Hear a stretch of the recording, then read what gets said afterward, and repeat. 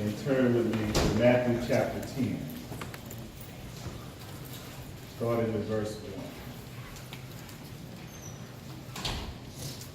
1. Matthew chapter 10, starting with verse 1.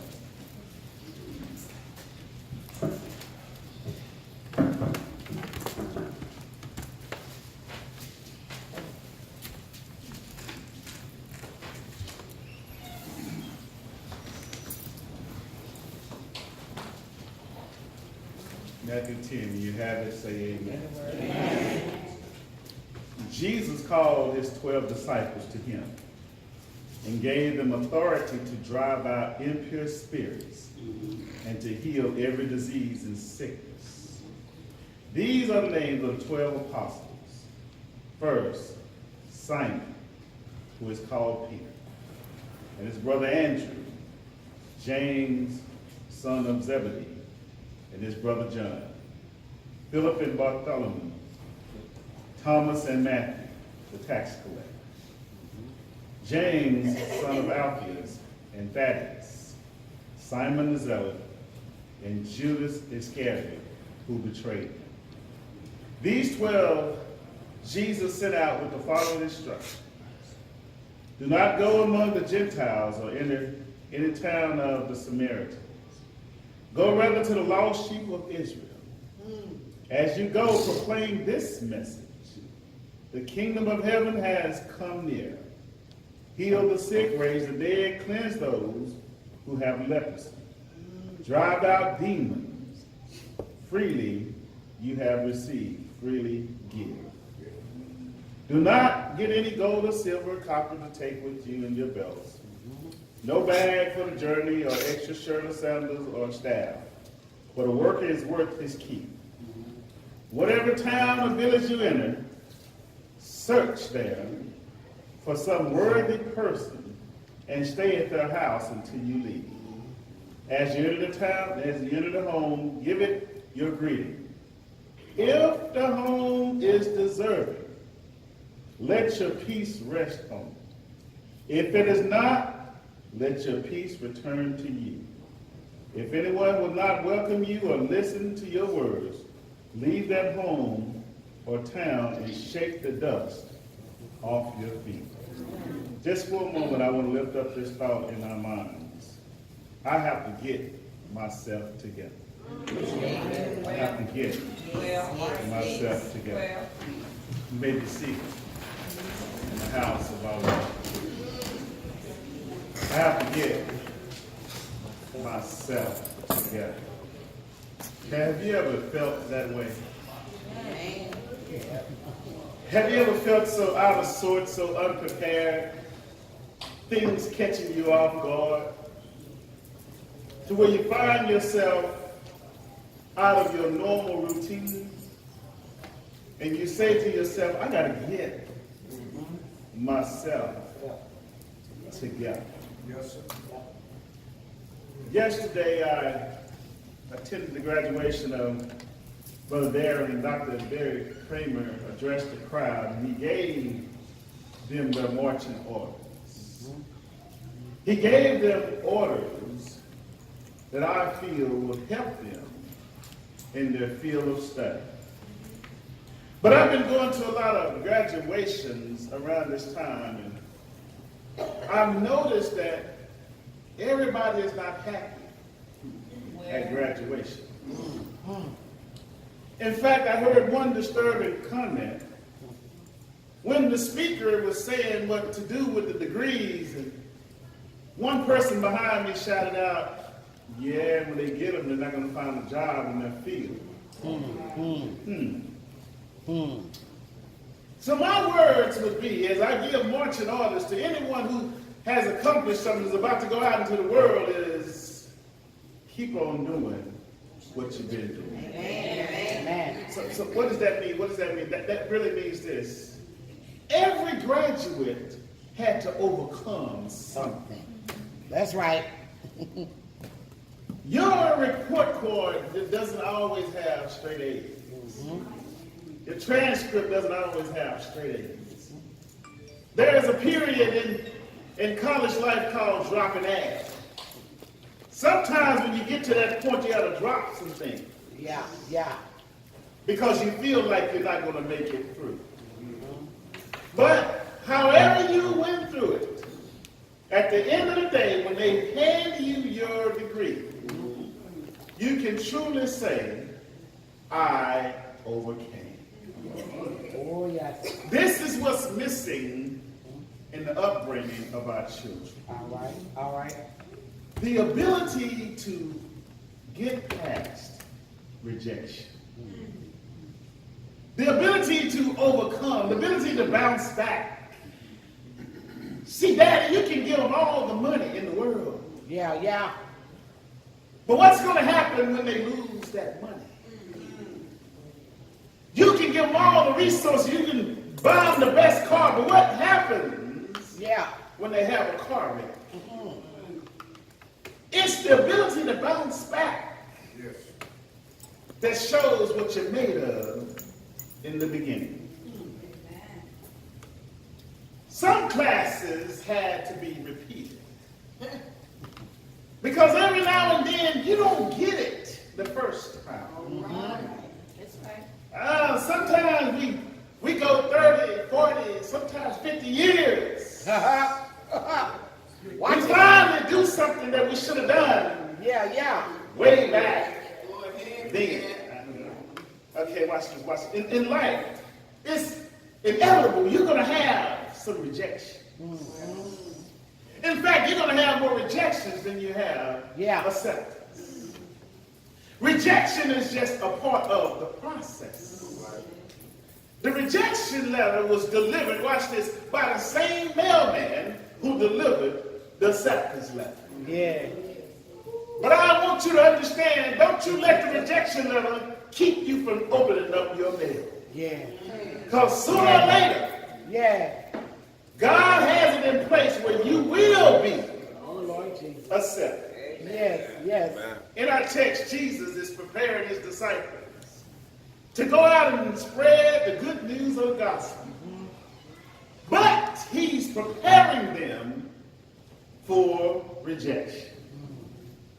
We see the first couple of verses as he announces their commencement exercises and they're getting ready to graduate 3 years of study in the Messiah School of Theology. 3 years under Jesus, they've been learning. They've been walking with him, talking with him, sleeping, eating with him. And now it's time for him to go, and the graduation is upon him. In one verse, he calls the 12 disciples. Proudly, the Bible mentions them by name.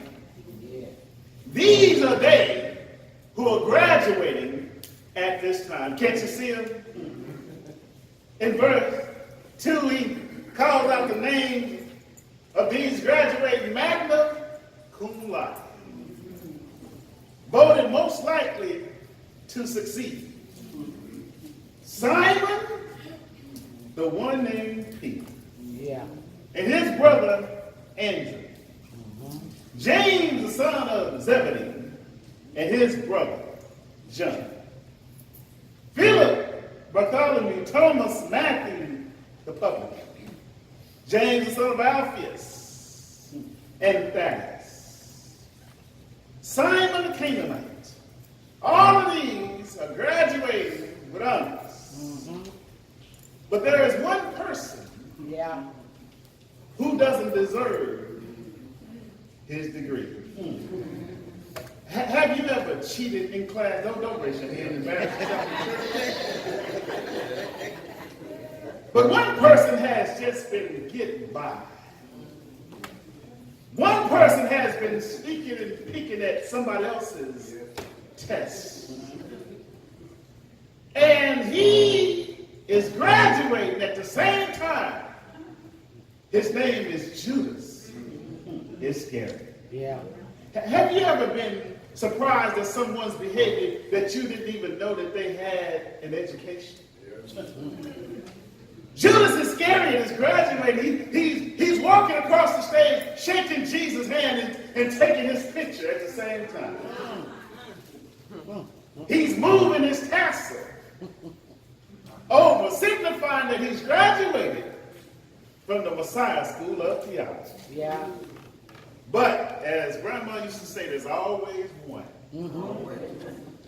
There's always one who, though they hang with you, they are not on your side. Yeah. When they pat you on the back, beware that it's a target that they're putting on your back. There's always somebody in your clique that don't want to celebrate like you do. That's right. In Matthew chapter 10, Jesus gives these 12 disciples authority and power to heal the sick. He said, go out and cast out demons.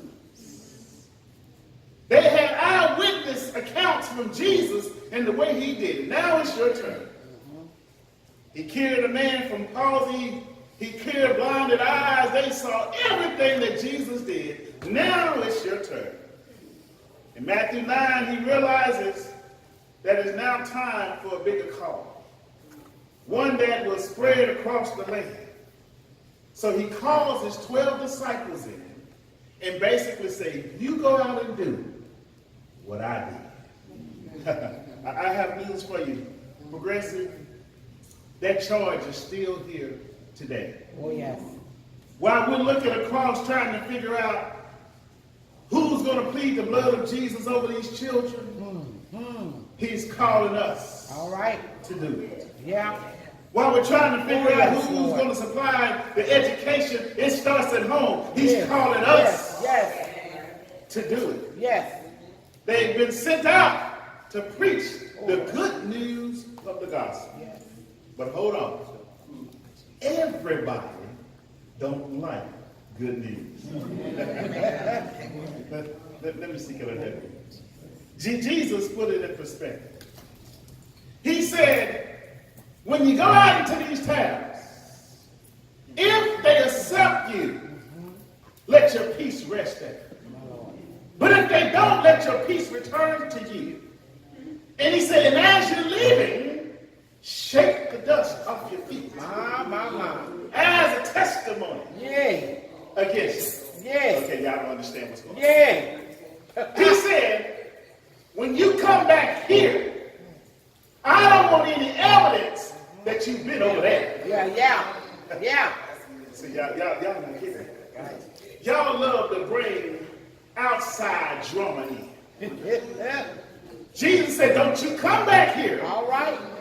With that whining and crying about who didn't accept you when you were out there. Yeah. Watch this. Jesus, the sad reality is this, that everybody won't accept the good news of the gospel. I mean, I'm looking at this, y'all. Look at this gospel. I love to read the gospel. Yes. But there are some folks who reject the gospel upon contact. Rejection has no respect of person. It has no age limit. That's right. Those who are rejecting the gospel are only hurting themselves. Watch this. Jesus prepared them by suggesting that it's not promised that folks are going to treat you like you want to be treated. Some folks are going to talk about you as soon as you enter the room. They won't like you, and they won't like what you drove up in. But if they don't receive you, build a bridge and get over it. Oh, okay. Say that. Can I help y'all? Because y'all need some practical information here. Yeah. Jesus said, this is how you're going to go out into the world. And when folks reject you, this is what I want you to do. The first thing is you have to be careful who you hang with. That's the first thing. Because sometimes we're hanging with folks that don't mean us any good. My. Anytime you come back with good news and somebody won't celebrate with you, that's a person you shouldn't be hanging with. Watch it now. Man, I gotta go deeper. Watch it. Girl, I just got engaged. That's good. Now this is your BFF, your best friend. Yeah. She's not as excited as you are. Cut her. Drop her. Say it. Because she's the only one that you should be hanging with are those who are so far into you that they act like it happened to them. Yeah, yeah, yeah. Mess up somebody's relationship. Come on now. He said before you hook up with anybody, ask yourself a question. Check their background. There you go. Get to know what they're about. There you go. If you inquire just a little bit and you see any red flags, he says shake the dust off your feet. Because there are some places that you're not supposed to stay in. The problem with wallowing in rejection is this, is that it lowers your standards. And anybody who is willing to open the door for you, and you with your silly self will just walk right in. This vulnerable state. When we're rejected, some people will get their, watch this, Brother Darren, some people will get their degree. And because they can't find the job that they want, you'll find them just working at a gas station for years and years. Never trying to seek employment on a higher level. Because some people are so used to rejection that they coddle in it. In fact, the conversation is already set up for rejection. But let me show you this. Watch this, brother. This is the way they do it. They ask you for money like this. Hey, brother, Horton, you don't have $1, do you?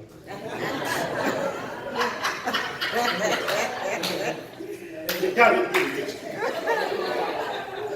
You've already shut it down before it's built up. Because you're so used to rejection that it's on the forefront of your mind every time. Y'all not hired, are you? I got it, brother. He said, when you go out, you're going to have some authority. That means they need what you have. And if they don't accept you, peace and a bottle of hand grease. Alone. Is it really worth having a friendship when your friend is not worthy of being called a friend? Your fickle friend that goes up and down. You have to concern yourself that some folks are not to be connected to you. Watch this. First question is, are we serving the same God? Not are you going to church. That has nothing to do with it. Everybody can go to church. But are we serving the same God? I taught you last week in Bible study that you can't serve God and money. Are we serving the same God here? Watch this, watch this. I don't need to know about your 5-year plan. I can care less about what your goals are. What is your mission in life? What is your calling? What is it God gave you marching orders to do? Are you fulfilling that? If not, I gotta go. No, notice Jesus. Jesus sent them out. He said, you have power and authority. Watch this. He said, you're going to meet some rich folks. You're going to meet some poor folks. But you're not some poor soul trying to get somebody to support you. Right. See, that's the way some people go out. As if they're begging. Don't you know when the blood came streaming down, the veil was torn from top to bottom, and you can go boldly to the throne? That you don't have to beg anybody for anything as long as you got King Jesus? You don't need nobody to validate you or affirm you. You need to find somebody that's worthy of being in the presence of Jesus. Watch this, watch this. what I have to offer is too valuable to just let anybody. Watch, this is what the Bible says. Don't cast your pearls among swine. This gospel message, Jesus told them, is too great to dwell among those who won't accept it. And that's the way it is in your life. What you have inside of you, the way God has made you in his own image, is too great. When folks reject you, watch this, they're doing themselves a disservice. You don't need to be held captive by someone who won't treat you like you need to be treated. So the problem isn't so much that you don't know about swine. The problem is you don't know about pearls. You have to appreciate who you are and whose you are. Some people have low self-esteem just because they're listening to other folks. If you hook up with the wrong friend, you'll find yourself in a wrong situation. And you'll have a pattern of wrongs. You'll hook up with the wrong job. You'll hook up in the wrong situation. You'll hook up with the wrong move. You risk jeopardizing what Jesus has put inside of you. You have to understand something. Just because you're anointed doesn't disqualify you from rejection. So forgive me if I block your calls. Forgive me if I don't text you back. Forgive me if I don't get excited when you pop up unannounced, because you don't hold the key to my future. Now, don't think just because I go through this that I'm stuck up. I'm not stuck up. I'm just selective. Jesus has given me something so valuable, I just can't choose any old one. Watch this. I'm not filled with arrogance. I'm filled with awareness. It's called, watch this, intuition. That's what we call it. But the Bible says that you need to go out and discern who you need to hang around. I'm not lost. I just know what I'm looking for. Watch this. I don't know who you are, but I do know who I am. And when you know who you are, it prevents you from hooking up with just lottie-dottie and everybody. And I don't know what the Lord has called you to do, but I know what he has called me to do. So number two, when you find yourself in a bad situation, because it's going to happen, you're going to make some mistakes. You're going to choose. In fact, you're going to choose something so dumb, you're going to slap yourself upside the head. How in the world did I let this happen? Oh, Lord Jesus. But when you find yourself there, watch this. Jesus said, number two, learn to let it go. My Lord. Oh, that hurts. If you don't let it go, Yes, sir. you will get bitter and bitter along the years. He said, be as wise as serpents and be as harmless as doves. Because, watch this, y'all, hurt people hurt people. Yeah. When you're all bitter, there's no way you can be in a loving relationship. Yes, I said it. He said, don't be naive, because when you're bitter, you don't have the capacity to love like you should. Rejection offends someone because, watch this, it's personal. That means, watch this, the entity or person has rejected you, saying that I'm no good, I'm not good enough, just like I thought I was. It's rejection. Watch this. One of the strangest things happened to me. I filled out a job application. You know how when you're on your job and you want to go up and you want to move up? Fill out job application. I was at Baylor and I filled out job application. And I said, okay, I want to do something more than what I'm doing now. So I'm going to go out and try to, fill out for a job that it may or may not look like I'm qualified for, but I'm going to try it anyway. Have you ever been there? Yeah. And the woman called me back. She said, sir, I'm sorry, but you don't have maintenance experience. This is what I said. Maintenance experience. That's not the job that I filled out for. I'm sorry, I filled out for a supervisor position.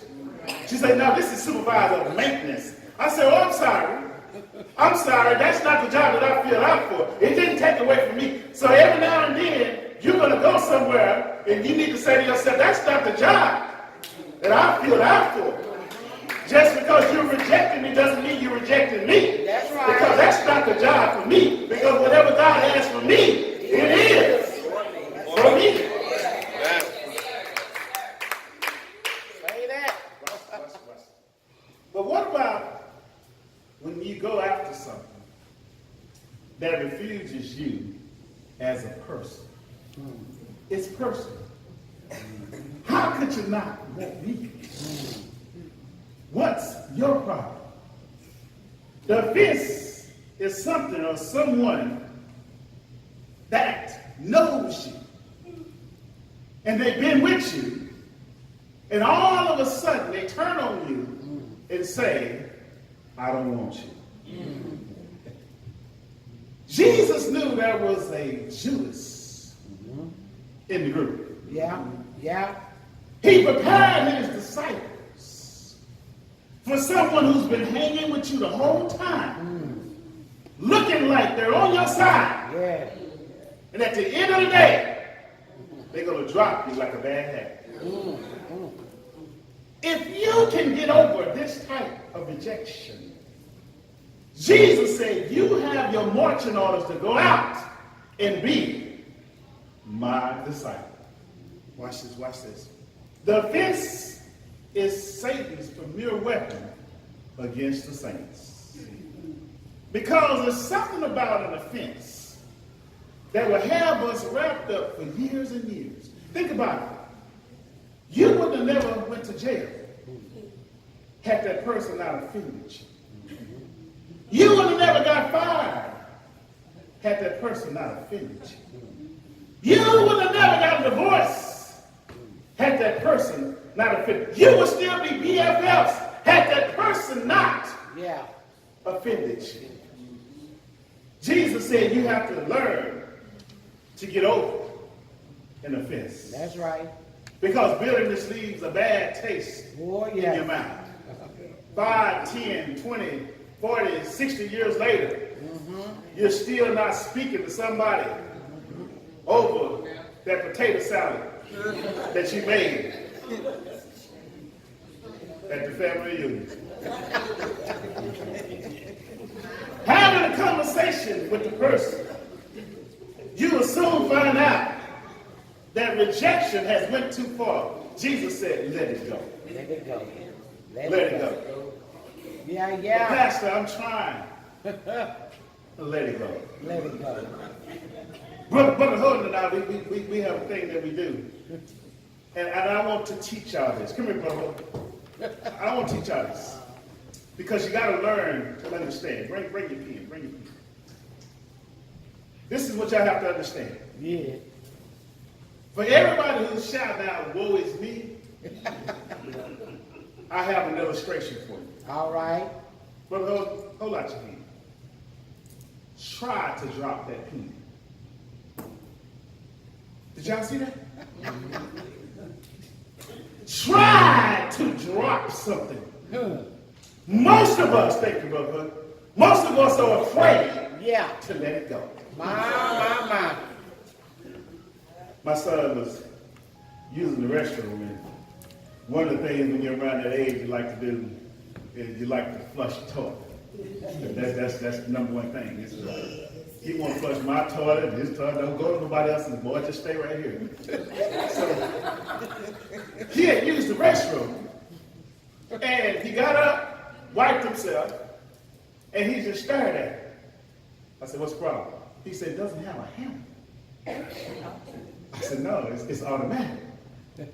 Josiah looked at me like, "Automatic? What does that mean?" He said, "Well, it's not going anywhere. Yeah. It's still there, Daddy." Yeah. I said, "All you have to do is back away." Yeah. Step away. Yes, sir.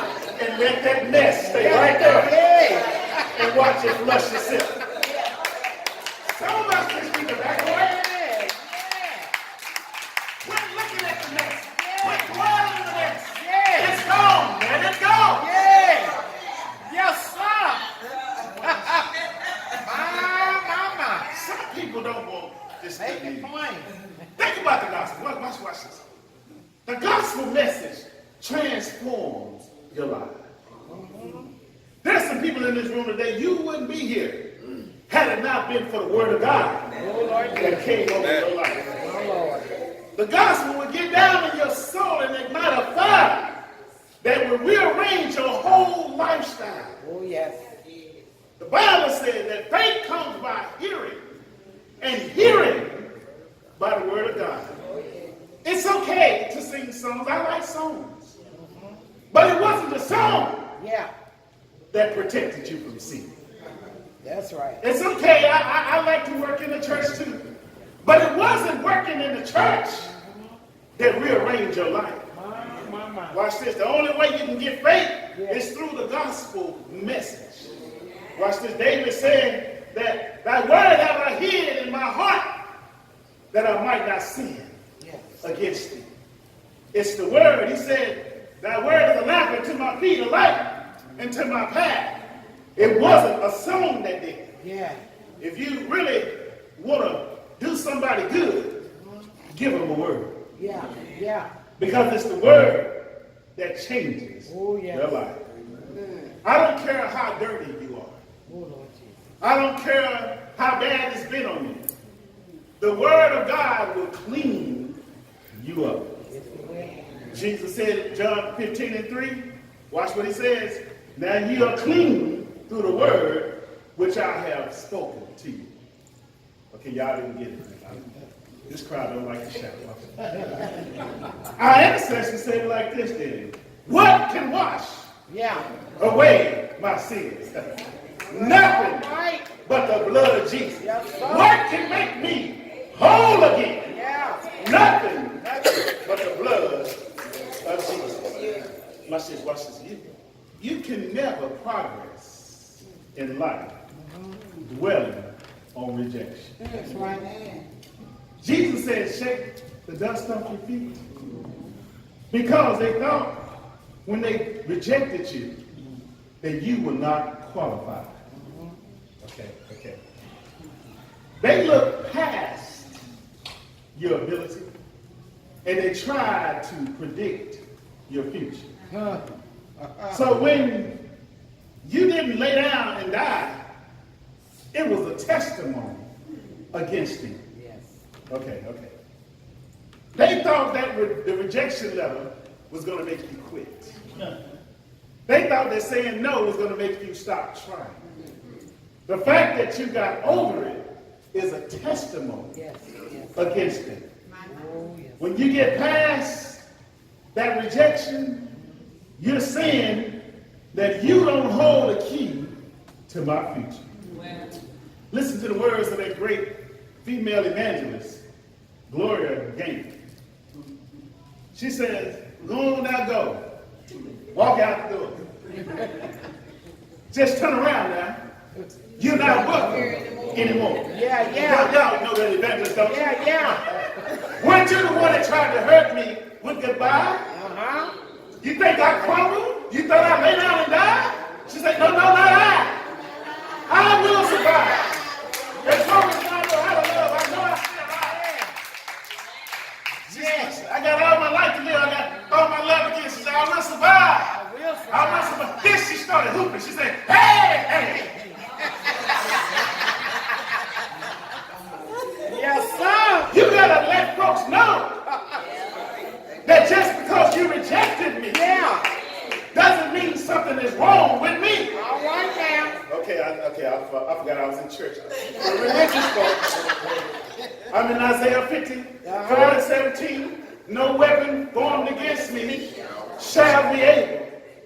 prosper. I'm in Genesis 50 and 20. Come on now. You meant it for evil, but God meant it For good. for my good. Yes, sir. What you say, Mark? Mark said, have you not read the scriptures? The stone which the builders rejected has become the chief cornerstone. Jesus knew how to deal with rejection. Yes, yes. Rejection hits your pride. Come here, brothers. Rejection hits you straight in the heart. How is it that you let rejection have this much power over your life? The power is not in the door being closed in your face. The power is in the door being open anyway, even though they want to close it in your face. Yes, yes. See, pride will tell you things like, I'm too good. Then why am I suffering like this? Pride believes that I did all I could and I don't have any more to give, so they rejected me, so I might as well go home and quit. Pride says that I don't have what it takes to do what I need to do. That's pride. But Jesus said this, number 3, learn how to roll with the punches. Y'all didn't get it. I told y'all rejection is coming. It's going to be there. Whether you accept it or not, it's going to come. Jesus said, learn how to roll with the punch. Yeah. In boxing, it's like you lean back with a shoulder lean. Learn how to absorb the blow. Yes. So when they hit you, it won't hit you as hard as they thought that they hit you. You won't just lay down and die. Quit standing there just taking the punch. Every friendship is not going to be forever. Yeah. Yeah. All of your decisions won't be right all of the time. It's the unprepared man that doesn't have a plan B. All right. When plan A fails. Yeah. But let me teach you something. Just in case plan A fails, you need not only a plan B, but a plan C. Yes, yes. Okay. Y'all don't get it. Okay. If you go in with one plan and it doesn't work, you've already set yourself up for failure. Yeah. What's the worst that can happen? Can you deal with it? Can I put you out there on the street with no clothes, no food, no money, and watch you come back up? My. It's a plan B Yes. and a plan C. So watch plan B. You better hold on to this. Plan B is the beginning. Who is in the beginning? Well, the Bible says, in the beginning was the Word. And the Word was with God. Yeah. And the Word was God. Plan B is the begotten Son. Plan B is the bread of life.